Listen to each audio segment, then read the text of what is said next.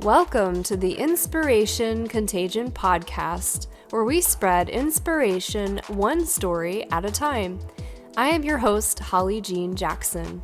Each episode spotlights and interviews one transformational leader, their stories, and their advice for how you too can lead yourself and others through inspiration. If you are a visionary seeking to uplevel your leadership skills, then welcome to episode 26 of the Contagion podcast. Today's episode is also being recorded for YouTube, so if you'd prefer to watch instead, be sure to look at the show notes for the link for that. Today's guest is Susan James. Susan is a self-discovery trainer. In 2002, she and her partner co-founded the Self-Discovery Group, LLC. They and their team of licensed self-discovery trainers and coaches train visionary and ambitious people who are committed to fulfilling their limitless potential.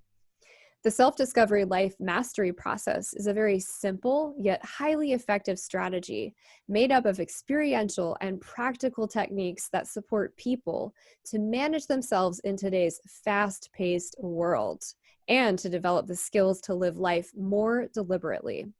These are the skills of the future that guarantee your true success. Their definition of true success is effectiveness plus well-being. With that, welcome, Susan. Well, thank you, Holly. I appreciate this opportunity to share what I believe is the most important thing in life. That's how I see it. So I appreciate your efforts and how you've put this together. And I love the name, Inspire in Theos, right? That's the original meaning of the word. So I appreciate you and us getting together for today. Thank you. Yeah, thank you. So why don't you begin by telling us a little bit more about yourself and your background? Well, as you may be able to tell, I'm originally from England. And in 1981, my boyfriend at the time, who became my business partner, he and I moved to California. We had heard about this American dream. And being an entrepreneur, my parents were entrepreneurs, as were his. We had this desire to find this American dream. And we heard that California was the place to find it. Now, what happened was that within 2 years, we had started our first company, which was importing chocolates from Belgium. He was Belgian. And then within another 2 or 3 years, we had purchased a business in the Palm Springs area, a bakery, a European bakery. And we created a lot of success, you know, Holly. That chocolate company, our chocolates were voted the finest imported candy in the country in, I think, 1986. We had no clue what we were doing, but we were just so fired up and we were just so committed to finding this dream that we just kept working and working and working.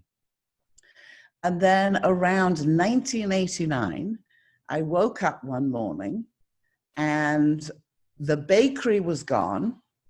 The chocolate company was pretty much gone.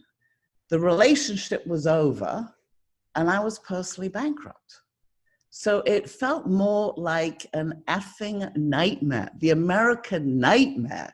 I mean, it was horrendous. It was just an absolute nightmare. I'd spent my early 20s through my early 30s just doing nothing but work. And we'd been delaying, like, oh, we'll go on a trip, or we'll go out to dinner, or we'll go away for the weekend when we make X some number of money, or whatever it was. We sort of kept moving that reward line, as it were. So having spent a few months really reflecting on what seemed to be this most devastating experience, what happened was that I began to awaken. And I began to realize that, wow, maybe I've been looking in the wrong place. And now I look back and it really was the best thing that ever happened to me, because it was really showed me what it was that really is important in life. And it's not what's outside of me. I realized that it's what's inside of me that makes an impact. Anything that happens to you in life, it's not what happens to you that's the issue, it's how you feel about it. I mean, Holly, you shared with me just earlier how, I asked you how you came to create the podcast, and you created it in June. You saw that there was a need. There were people who really wanted to be inspired. There were people who were very, very challenged. And so out of this disaster, which is what it has been for some people, you created something of immense value to others. And I do sort of believe that what's happening right now in the world is very much like what happened to me in 1989. That wake-up call to go like, well, hang on, what's really important in life? And I believe, and I've heard some amazing stories of families that are spending time together that just didn't do that before they had to. And I've also heard some horrible stories. So that was really what began my quest, Holly. Once I realized, and the saying that comes to mind, I heard it said once, that most people are so busy climbing the ladder of success that it isn't until they get to the top of the building that they realize it's leaning against the wrong building. And so that was my story.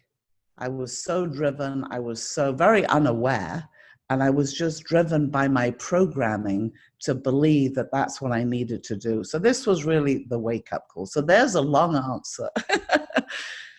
No, I think that was perfect. It's a really beautiful story, and it shows how you built that success really early on, and how you had this tumultuous period of time, but how that allowed you to do some inner reflection. And I agree that while it's a very different story, it's similar to what people are experiencing with COVID and having to go through losing their jobs or spending more time at home, or working parents that have kids that they're teaching remotely at home. And it's a very difficult situation, but it's also a very rewarding situation depending on your perspective, where you can really do some reflection as an individual and with your family on what is really important today. Exactly. And what you just tapped into is actually some physics, and that is the duality of the universe that we're in. We are in a universe, and the construct of that universe is duality. You can't have day without night, good without bad, happy without sad. We have a saying that people fail their way to success, because it's only in experiencing failure that you can move past it. Karma is a word for it. I believe that we come into this lifetime with karma, the lessons that we're here to learn. And on that note, I heard it once said that life is the only time when you get the test before the lesson.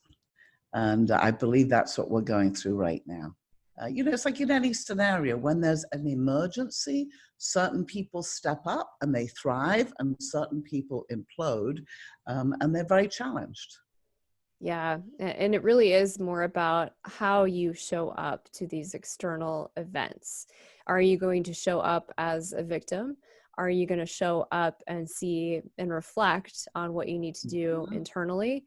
And as you and I have discussed, we've said many times that what you resist persists. And while that's an easy, simple message, it's not easy for a lot of people to experience. So it's really about stop resisting what's happening, accept that it's happening, and make the most of it for you and your family. In my world, the only way that you can really stop resisting something is to get present. And I believe that what is happening is we are coming to the end of the information age. Now, 15, 20 years ago, information was king. And the person who had the most information was the one who was really running the show. In today's world, most people have come to the realization that having more information really doesn't make a difference. I mean, everybody knows how to become successful, how to become wealthy, how to lose weight, how to be happier, how to have a great relationship. I mean, you can go online and you will find thousands of pages of how to do that. But the question is, why don't you? This is why I believe as we come to the age or the end of the age of information and we enter a new age, the new age is about being able to master oneself, to be able to master the mind, to be able to quieten the mind, to be able to master yourself, master your attention. You know, once I had done what I needed to do in California, once I started awakening, I actually went into corporate America for a while and then got into the real estate business. And then I realized towards like about 97, 98 that it was time, it was time for me to leave California. And it was a long story, but I ended up coming to Florida. And I know now why. It was to meet my partner, Rob James. Now, the thing that happened were two things. Since I'd lost the businesses and everything had gone south in 1989, I started this search, this quest, which I now see was for self-mastery. I listened to audio tapes. Some of you may remember that, Holly. You may be a little young. But we had audio tapes, and I went to seminars, and I read books, and et cetera, et cetera. And I was looking for the answer. And so I'd heard about this meditation thing, but my mind was so busy, I just really couldn't get into meditation. So when I met Rob in actually just before 9/11, when I met him, I noticed two things. The first thing I noticed was it was the first time I had met anybody who was operating from a quiet mind. And I knew that that was what I was looking for. The second thing was that this was the first time I met someone who had a bigger vision than I did. So we came together, and within, well, just a few months, we started leading workshops. He and I met, was in the process of putting together what are now known as the self-discovery techniques and the self-discovery life mastery process. And yeah, within 6-7 months, we were doing workshops. So he was leading them in the early days, and he started to train me. And so that was 2002. And since then, we have created an amazing success. We have several thousand people who have gone through our training. We have an amazing team of self-discovery trainers and coaches. And we have a community of what we call self-discovery enlightened heroes. And so we have very much walked the walk, talked the talk, and we believe that we are the most evolutionary strategy, direct revolutionary strategy to master the self, or to accelerate self-mastery. He is very much a spiritual warrior archetype, and that's what it takes in today's world. Because of that duality, we have the light and we have the shadow. And if you look at the world right now, if you turn on the news tonight, you will see plenty of evidence of the shadow. And we are fully committed to creating the vision of an enlightened civilization, where a world basically that works for everybody. So self-mastery, that is what I believe is the most important thing for those who are awakening. For some people, this is not important, and that's absolutely fine. Polly, those will not be the people who are listening to this podcast. They will be listening to another podcast, and they'll go through whatever they need to go through. But there are a small percentage of people who are awakening right now. And they realize, they have come to the realization that they are the ones who are in their own way. There's that saying, I have found the enemy. Oh, it's me, right? It's like nobody fights us more than we do. It's like we have the angel and the devil, right, on our shoulder. And this is what happens. I mean, nobody puts us down or criticizes us or blames us or, repeats these patterns. Hell is nowhere you need to go. If you're obsessed with thinking and you can't stop thinking, I mean, for me in the past, that was absolute hell. So to have a very simple strategy to be able to quieten the mind, to be able to be aware and present, to direct your attention, And I also believe, Holly, as I mentioned earlier, that is our natural state. If you look at a baby's not thinking. A baby's not planning the next trip to the pediatrician, right? The baby's just here now. So I believe that is our natural state. And so the more we let go of, number one, become aware of and let go of our sabotage patterns and our limiting beliefs. And many of these, Holly, are generational. You know, I will ask people I train, I'll say, well, tell me a little bit about your mom and dad. And it turns out that they are passing down the beliefs that they grew up with. So that was a long answer to whatever it was that you asked me. No worries. That actually answers the next question of what makes you an inspirational leader, because you talked quite a bit about a lot of things that I find to be very inspiring as a leader. But I did want to just reflect that it's interesting that we're coming out of the information age, and you're saying one of the biggest dangers is thinking. And we are creating our own hell when we're in the mind and thinking. So it's not, I think it's very intentional that we're coming out of this information age and figuring out how to quiet the mind to go into this next age of figuring out that next evolution. So I just wanted to point out that's very interesting. And then I wanted to ask you, what does inspiration mean for you? So I'm actually going to go back to what you just said, because I believe that the number one addiction that nobody talks about is thinking. And Holly, I believe there are two places for us to access information. And one of them is the mind. Now, the mind is full of the past. Nothing wrong, but it's like a filing cabinet. If I ask you to think of a beach, just go ahead, think of a beach. Is there a beach that comes up, Holly? Yeah. It's a beach, you know, right? So you just went into the filing cabinet of the past and you picked up an image of a beach that you know. Now, one of the challenges for human beings is that the mind, the ego, the thing that it resists the most is the unknown. And in order to tap into the other place where the answers come from, one is the mind, the other place that answers come from is intuitive wisdom. And in order to be able to access that intuitive wisdom, you have to let go of the mind. You have to be here now, because then you can hear it. Now, when I met Rob, for example, the volume on my thinking was so loud, I could hardly even hear my intuition. See, I believe, Holly, that every single one of us is here for a very specific reason. I believe that we're here for a purpose. I believe that we are here to fulfill that purpose, to become the best that we can be. There's a saying someone once shared with me. The place that you find the most unfulfilled dreams is in a graveyard. Because so many people, they start something and then boom, they hit up against resistance and they give up.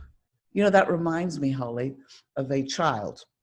So what's the first thing that a child does when it starts walking? What's the first thing that it does? Falls down. Exactly. Now, it doesn't say, bump, that's it, I'm done, right? It gets back up again and again and again and again. And then, boom, before you know it, it's running around all over the place. And mama or daddy are saying, oh my God. Now, as we get older and shit happens, stuff happens, and it doesn't feel good, we start something, we have a dream, we have a vision, and we start it. And then, boom, because of duality, we hit up against resistance. Do you know how many people at that point, they quit? They stop. They just give up. And every time that they do that, and my mom and dad flashed into my attention. My dad, he tried and he tried and he tried and he tried. And actually he created a lot of success, but he couldn't see that because he was always trying to get to the next step, the next whatever. And so back to your question, in my world, in spirit, in theos, inspiring is really about being present and here now and tapping into the field, because there's our personal field, our personal consciousness, and then there's the unified field. And that, I believe, is where answers lie. You know how it is? You have a problem, you're thinking about it, finally you just stop thinking about it, right? And then boom, you're in the shower or you're driving down the road and boom, the answer comes up. You have to let go of, as I think Albert Einstein said, you have to let go of that thinking in order to tap into the next level. So again, a long answer to that question. No worries. Yeah, so being present allows us to tap into that inner wisdom and get the answers to the questions we're overthinking. So the idea is to be present. I like that. So can I just say another thing about that, Holly, is that when you're present, or the more that you develop the skills, because it's very simple skills, that's all it is a skill set. It's not complicated. It is very simple, not always easy, but very simple. Now, as you do that, and you can be more present, you tap into that unique purpose that you are here for and the answers.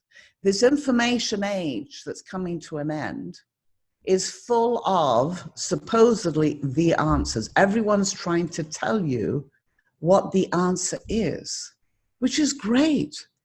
But guess what? It's the answer for them. Nobody has your answers but you. So our training, and this is why we call it, we do have a coaching program, but we also have a training program. And this is why we call some of our trainers trainers, because we train people in very simple techniques so that they can tap into themselves. So they can tap into being their own doctor, their own mentor, their own advisor, their own teacher, whatever it is for them. I don't have your answers, Holly, only you do. My job as a self-discovery trainer is to train you in very simple strategies so that you can access the answers. And I believe if you're listening to this, you know exactly what I'm talking about. The skills, the self-discovery techniques, they're just simply how we function. This is not some fandangled, made-up strategy. It's how we function. If you know how to function, then you can use that more deliberately. It's just like a computer. You very kindly just now assisted me in setting up my speaker, my whatever, so that we could make this podcast the best it could be.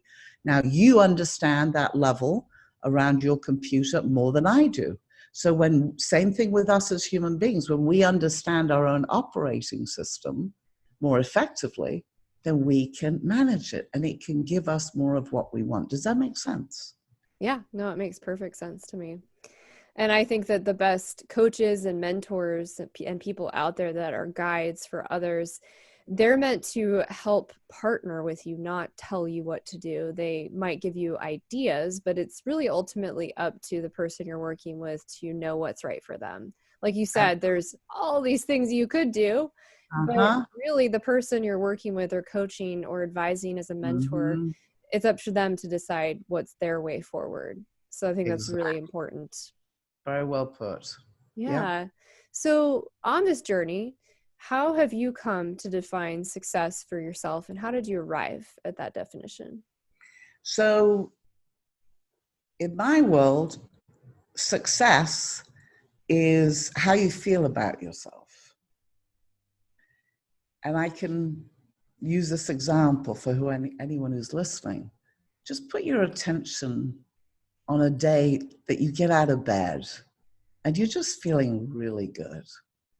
Now, how's your experience with the family, perhaps before you leave, if you're leaving to go to work, or if you're staying home working? How's your experience on a day when you feel really good about yourself? Doesn't it work magically? Don't you suddenly hear from that person you were just thinking about?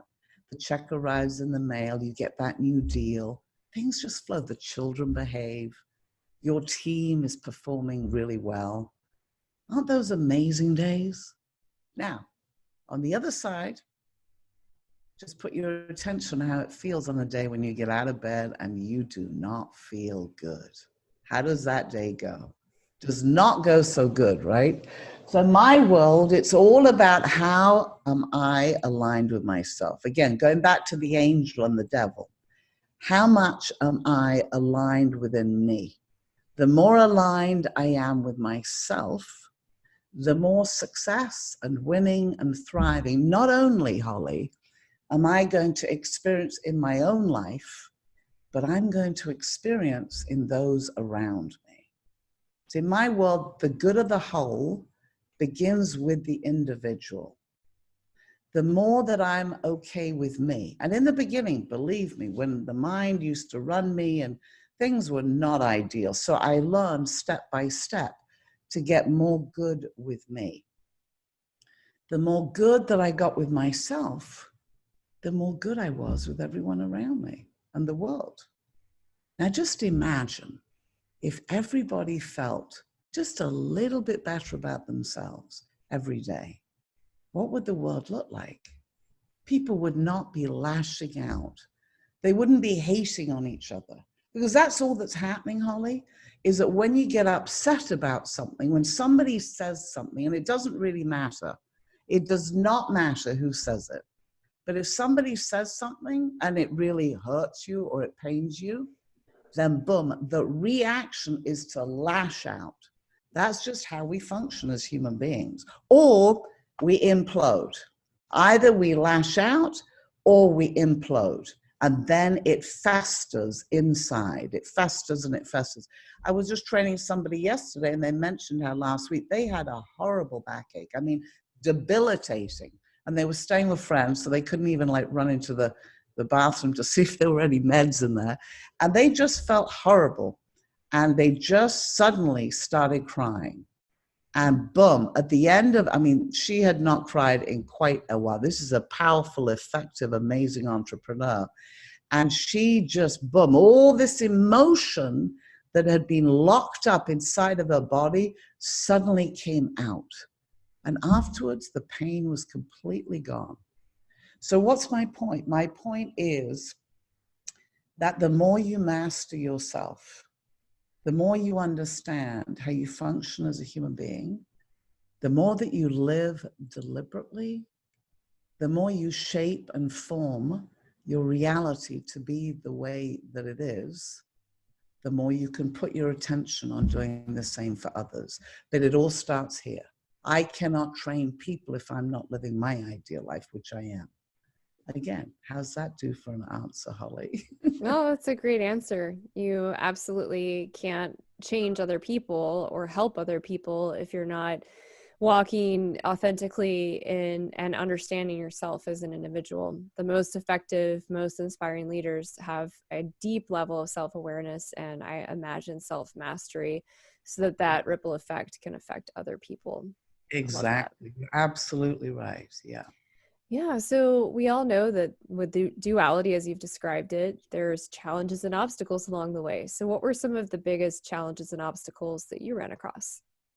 Well, and in those days, it really was a disaster. The experience of setting up those businesses in California when I was in my 80s, I mean, it was a disaster. I mean, we worked 7 days a week. I don't know, 12. I used to say I only worked half a day, 12 hours. And we just worked and worked and worked. But what I didn't get was that working harder at something that doesn't work doesn't make it work better. It was like trying to put a round peg into a square hole. So looking back on it, it was an absolute nightmare. Now, if something happens that is not ideal, then I look at it as an opportunity. I believe, Holly, that every single problem that exists in humanity has been created so we can find a solution. And I believe that never before have we had more amazing ideas, just incredible solutions. Now, the challenge is someone can have the best solution in the world to world hunger, to water issues, to, whatever it is that's going on in the world. But if they don't have that belief in themselves, then they cannot get the word out. So having a wonderful idea is great, but you've got to be able to match it in order for it to get out there. So going back to the well-being and what I define success as, I define success as effectiveness plus well-being. A lot of people are effective, but they don't have any well-being. I mean, I've trained people who are extremely successful financially, for example, and their goal is the next level of success. And so they've taken on a self-discovery trainer because they were committed to actually enjoying it, to having well-being. Because what's the point in working so hard if you're not actually enjoying your life? If you're not alive, if you don't feel good about yourself, what's the point?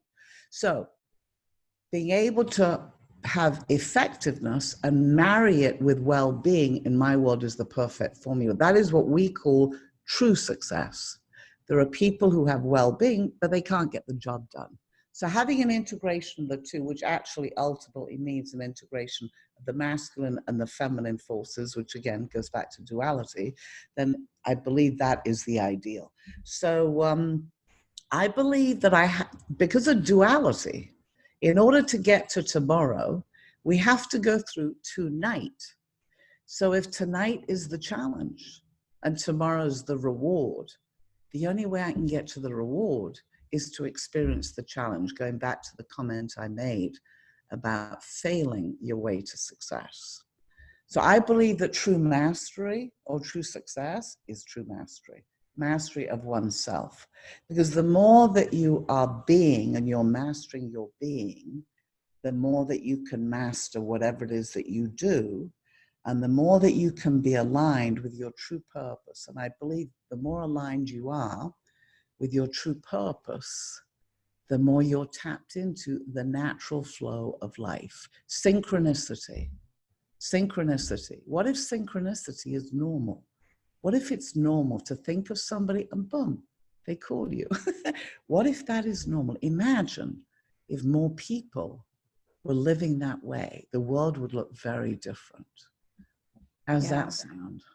Yeah, I love the idea and the perspective shift around looking at challenges and obstacles as opportunities. And I love the example of, if tomorrow's the reward, I just have to get through tonight. And the only way to get through that is to experience it, not to avoid it, but to get through that, and failing your way to success. Like, it's a really, really good shift in perspective for people that may be facing a challenge today. For sure, definitely. So when we did our initial strategy call around this, you identified as a movement leader. Can you tell us about this movement that you've built? Sure, absolutely. We are very committed to becoming, or we are becoming aligned as a group in order to shift consciousness. Now, Holly, never before has humanity shifted their consciousness in a way that the entire world can shift. Well, they have. That's not true. They have. But it has been in a very sporadic way. It has not been in a deliberate way. We have come together, and those people who are going to be joining us in the future, because they can feel in their heart that this is something they want to be a part of. Number one, they're ambitious and they're bold and they're driven. And they know, as I did when Rob and I met, it was like, whoa, there you are. I've been waiting for you. It was as though, yeah, we had come together in this lifetime to do what we're doing now, which is to create this movement, this alignment, this group of people who are committed to shifting consciousness, to mastering themselves, to understand how we function as human beings. And on that note, you made reference when you introduced me to the skills of the future. If I may, I'd just like to go over those. So there are really 5 components of the skills of the future. And the first one is awareness. The more that a person can manage their mind, the more they can be self-aware, the more they can direct and shape and form their reality. The second component is attention.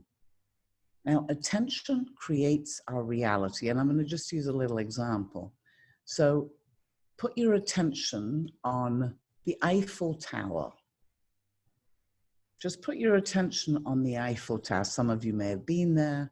Some of maybe you've seen it on television, in a movie. Just put your attention on the Eiffel Tower. Can you feel it, Holly? Yeah. So now, right now, your body is right there in California, but your attention is in Paris, correct? Mm-hmm. This is why people are fragmented, because their physical body is in one place and their attention is somewhere else. They're thinking about something else. Nothing wrong. This is how we function as human beings. Very few people are actually present and aware and aligned. So by managing your attention, you manage what it is you're creating. The third component of the self-discovery life mastery process and how we function as human beings is identities. All of us have identities. Now, our identities are actually built upon our beliefs. Beliefs is another component of our 5. Beliefs create our reality.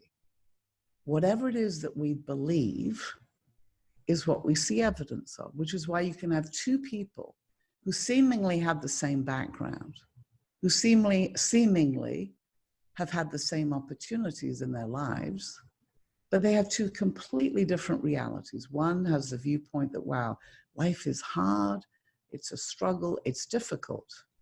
Guess what? That's exactly what they experience. And the other one has the belief like, wow, life is fun, it's an adventure, it's exciting. Guess what? That's exactly what they believe. So whatever it is that a person believes is what creates their reality. Now, we all have some amazing beliefs. Otherwise, we wouldn't be here right now. We also have some limiting beliefs.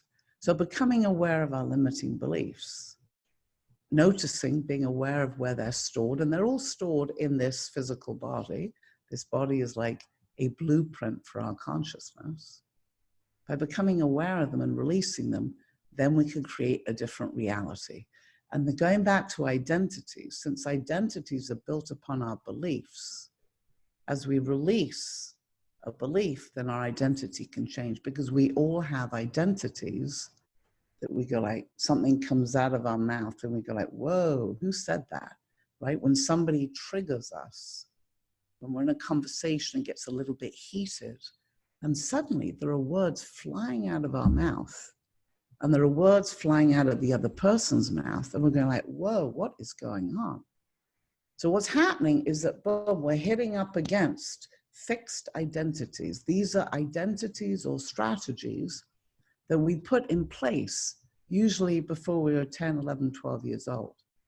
And so what happens when we're under pressure, boom, we get triggered and those identities come out. So we all have beliefs, or identities that are limiting. And so becoming aware of those identities and being able to let them go is very powerful, because it means that we can be more deliberate. Identity is a little bit like clothes. When you're at work, you're in a business person identity. If you're in sales, you can jump into a sales identity. If you're in the grocery store, you're going to be in a different identity with the checkout person than you are with your wife or your husband or your boyfriend or your girlfriend or your children. So we have identities. They're just like outfits. We're different people. We behave differently. So the 5th component is intention. Now, many people are familiar with visualization. Visualization is great. It's what we were doing 20, 30 years ago, but it's in the mind. The key is to tap into intention. And intention is a feeling. And as you tap more and more into your intention, you vibrate at a different level. So this is how you create and you attract a different reality. Does that all make sense, those 5 skills? Yeah, and just because I want to make sure this resonates with people that are listening too. For example, when I'm working with clients, oftentimes they have limiting beliefs around money or marketing. Those are kind of the 2 big ones. Like, they don't want to market to people, where marketing could be as simple as just offering value to the audience that you're building. It doesn't have to be selling all the time, but there's a lot of resistance there, and it's really tied to a belief that's then in their identity. And so they're doing tactically all the right things for their business, but not getting the end result that they should be seeing. And the same thing goes with money and really anything, but these are just 2 tangible examples in the entrepreneurial space. If you are really uncomfortable charging a specific price because you don't feel worthy of charging that price, or you don't believe in the value of the services that you have, your client or potential client will see right through that. And then they're not going to convert into an actual client. So, like Susan was sharing, being aware of your beliefs when it comes to your business, and particularly your limiting beliefs, so that you can shift those and become aware of them, oftentimes opens up more runway in the business than just doing things tactically. Like she said, there's all that information of how to, but if your mindset isn't right, you're going to keep hitting the same wall. Absolutely. And on that note, very well put, on that note, I believe that a business or a company grows and expands to the degree the leader of that business or company does. It's very simple. And right now, as the information age comes to an end, so as the information comes to an end, Holly, in the past 20, 30, 40 years, what would you say has been the driving factor for most companies? That's a good question. I think it's been mostly around having the most information, and there's competition around knowledge and the Yeah, power behind that. exactly. And that leads into making money, right? Yeah, Because in of the course. old model, he or she with the most money or the most whatever wins. That's the old model, right? Is that the more information you have, the more money you make, the more important you are, the bigger the house, the car, the yacht, etc., etc. That was the measure of success in the past. Now, we're coming into a new time, and that old model is of no value anymore, or every day it's becoming less and less valuable. So if you were to ask me what the model of the future is, I would say it's very simple, both for companies and individuals. It is vision and purpose based. The thing is this, getting up in the morning just to do the same old, make another buck or whatever it be, is not very inspiring. People are past that. They're over that. They've realized, as I did, that that American dream out there is not fulfilling. And the most important thing that people want to be able to do when they put their head on their pillow at night, is to feel good about themselves, to feel as though they made a difference. So being driven by purpose and vision, fulfilling a vision and purpose is what makes people feel good. So purpose and vision driven businesses in the future are going to be, and a lot of that's happening. There are more and more businesses that are vision and purpose driven, but we're going to be setting a new model in the future whereby the purpose of the business is to make a major impact in the world. And as this evolves over the next, I mean, I'm just feeling the excitement as I talk about it because I love business, been an entrepreneur my whole life. And so partnering business ambition and strategy with the techniques of self-mastery is like off the charts. It's what our advanced participants, our heroes, use our business mastery process, and they build their businesses based on their vision and purpose. And that is so incredible. It's about synergy. When you come together with a group of people and you have the same vision and purpose, then all those little details, being important and asserting opinions, that becomes totally irrelevant. So the more that an individual can live from vision and purpose, the more they can be excited to get up in the morning, excited to see how many lives can I impact. That's how I feel about what we're doing right now, Holly, is I'm excited because I know there are one or two or three or four people who are listening to this and they're going like, whoa, this is exactly what I've been looking for. I can feel that this is my next step. And so I'm excited. What can I tell you?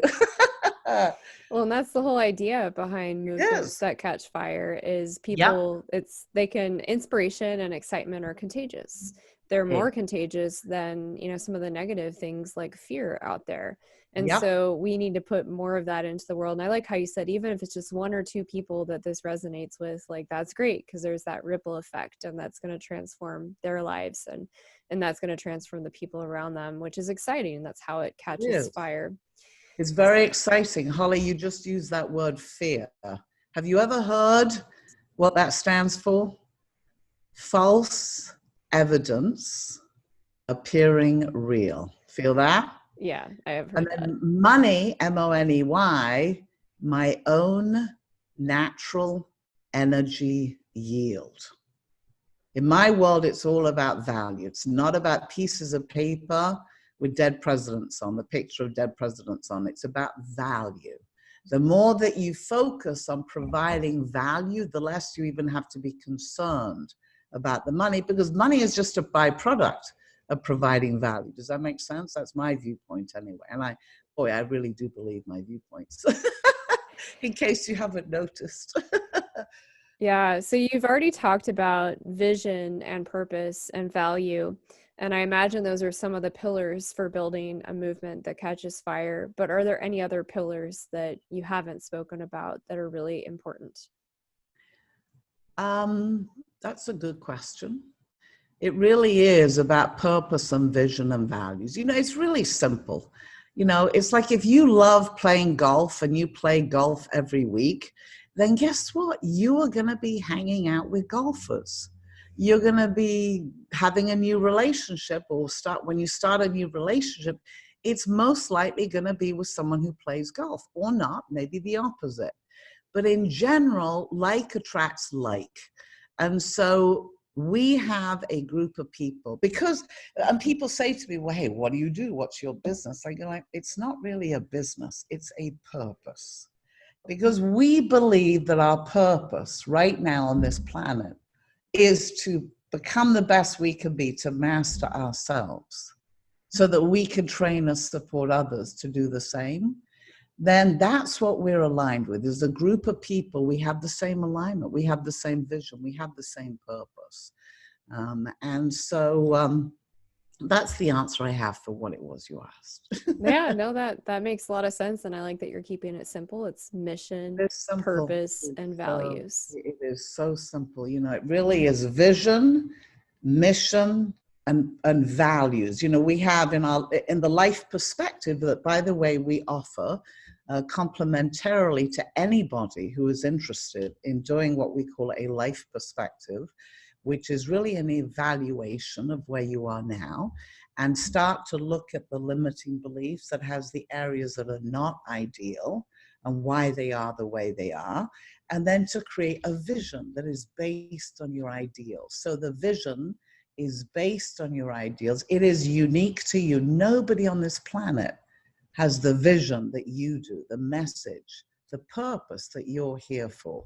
And so from there also comes the mission. The mission is the doing. Like our vision is an enlightened civilization.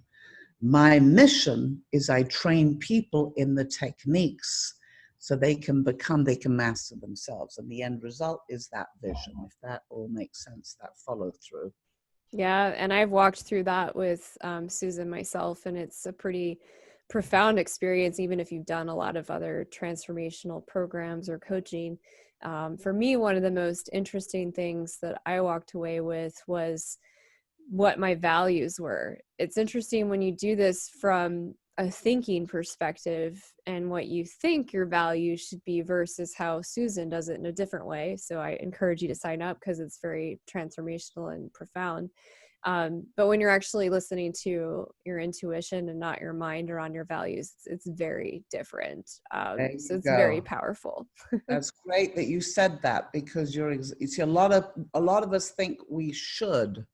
What drove me, that whole story about going to California to find the American dream, I thought that was what I should do, Holly. I had been programmed, and it wasn't that I'd been programmed with that, it was my interpretation. So my interpretation was I should be this, I should be that, etc., etc. And so that's why, yes, most people are living their lives listening to this. John Lennon had that saying, life is what's happening to you while you're busy making other plans. And what's so profound about the technique that I've walked you through, and that again, that goes hand in hand with anyone who would like that life perspective, this technique, which is so simple, it's the simplest form of meditation that exists, to be able to quieten the mind. The amazing thing is that as you practice that, you get more present, you suddenly see things that you've never seen before, because you're living so much in the mind. Most people are so living in the mind, they're not actually seeing reality. They're seeing their projection of reality. There's a saying that most people don't see the world the way that it is. They see it the way they are. So by being able to be present and aware, then you can do that. You can see things a lot more the way they are. I love that. And I'm hoping one of the last questions before we jump into the lightning round that I wanted to follow up on is, from doing this complementary life perspective, what is one of the most powerful stories of transformation or most inspiring stories you could share in case people are uncomfortable about signing up for that, but they want that transformation? Sure.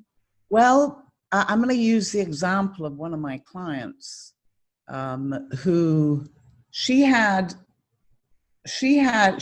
known for many years that she was here to make a big difference. And she wanted to run for office locally, public office. And so she did so, and she created being on a commissioner in one of our local towns here in South Florida, and then moved into the assistant mayor role and then mayor to be in November. And she has made such a profound impact, not only in her life, she's a lawyer, she has a law firm, so for all of her clients in that domain, but in the city, she has made such a profound impact. And I'm using this example because right now there is so much chaos in that world. But she, by her becoming really clear on her vision and her purpose, excuse me, and it not being about asserting her beliefs, she's just impacted a lot of people. And I'm going to have something to drink. Yeah, no worries. That's a beautiful story. And it really does help you amplify your impact when you're more clear and grounded in those values. You're more clear on your mission and vision, not from thinking, but from actual like being quiet with yourself. So I encourage you to sign up for that. And we'll talk a little bit more about that at the end of the show too. So we're going to move into the lightning round questions. Are you ready for that? I sure am. Go ahead. What is your favorite book? You know, in the early days, I read a lot of books because I wanted to accumulate a lot of information. But what I now realize is that I was just finding books to give me feedback for things I liked. So there are a couple books I believe that are of interest because they're about people's awakenings. One of them is called Living Deliberately. It's written by Harry Palmer. Harry Palmer was actually my partner's master. So it's almost like he's our grandfather. And he's a very enlightened being, has an amazing training company. So Living Deliberately. And then Paramahansa Yogananda wrote a book called, wow, it's gone out of my head. Completely gone out of my head in the moment. I'm just here now. But Yogananda, Autobiography of a Yogi. There you go, Autobiography of a Yogi. And the reason that I talk about this book, because this is a master from the East. Now, the Vedic tradition, the Hindu teachings, they've been around for about 5,000 years. And this is really about the awakening of Yogananda, who came over to the United States, I believe in the 30s. And in the East, the masters had decided it was time to bring the gift from the East to the West. And so that book has some stories of what human beings are capable of. And we are talking about things that are way outside of the realm of possibility. So that's why that's another book I do talk about.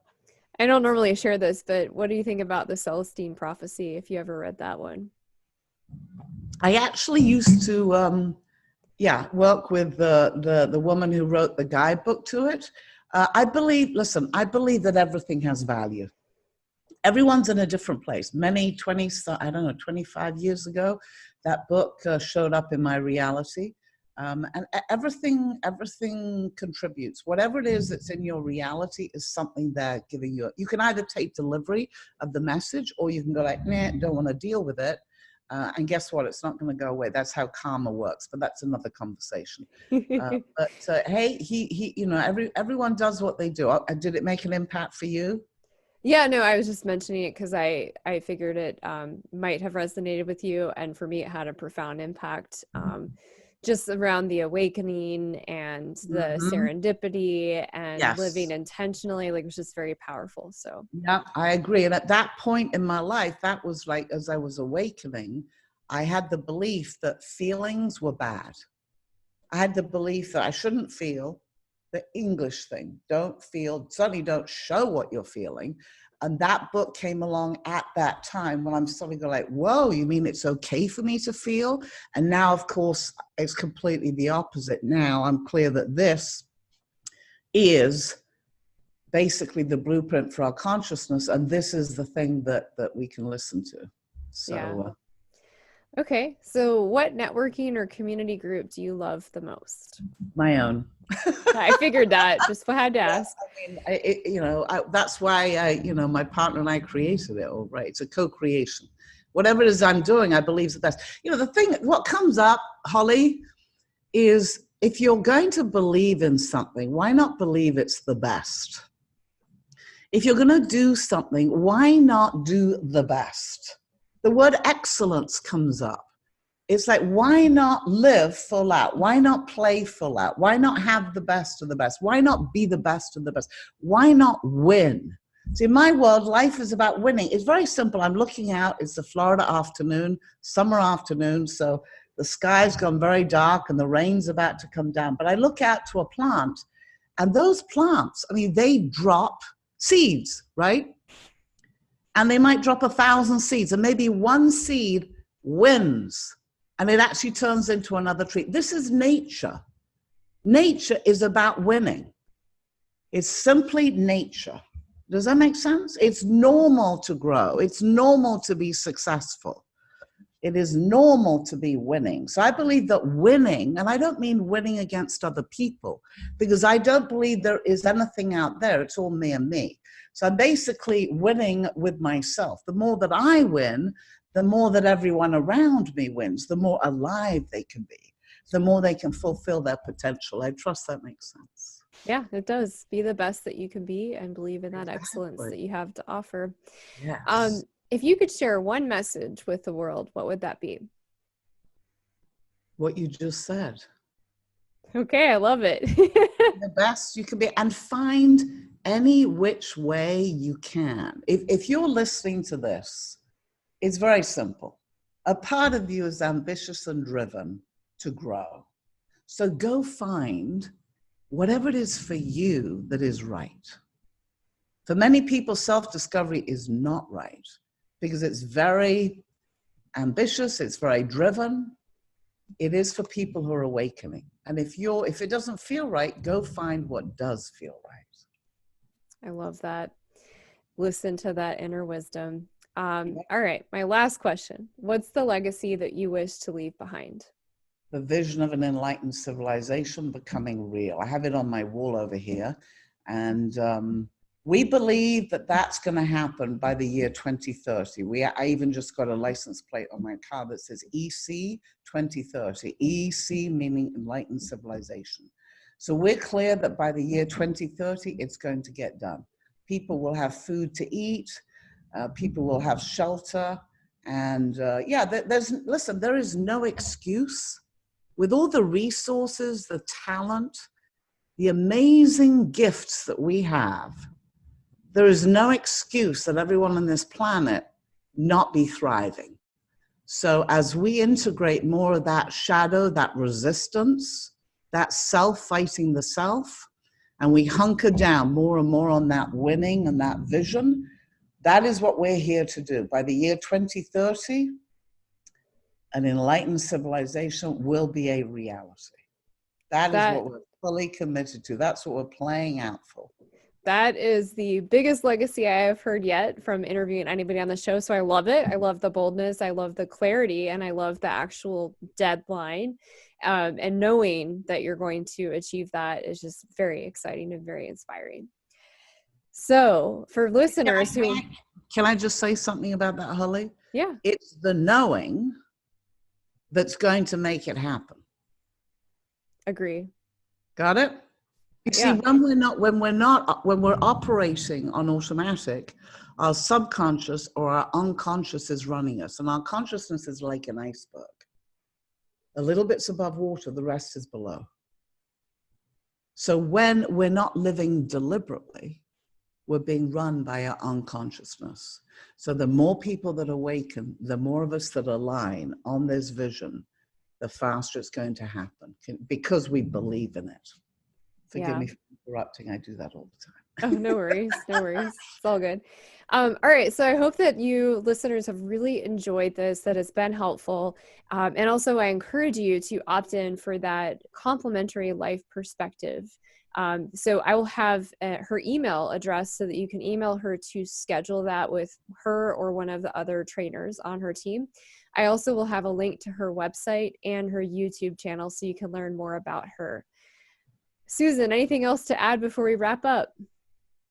I really appreciate how you have taken this time to create this. And I know that whoever's listening is being impacted in some way, shape, or form, and you are providing a lot of value to them. So I just really want to appreciate our alignment, and I look forward to seeing you in the future. Thank you. And thank you so much for taking the time to share with our listeners. For everyone who's listening, I look forward to seeing you on the next episode of the podcast. This is the podcast for you. I invite you today to spread inspiration like a contagion. Welcome to the Inspiration Contagion movement.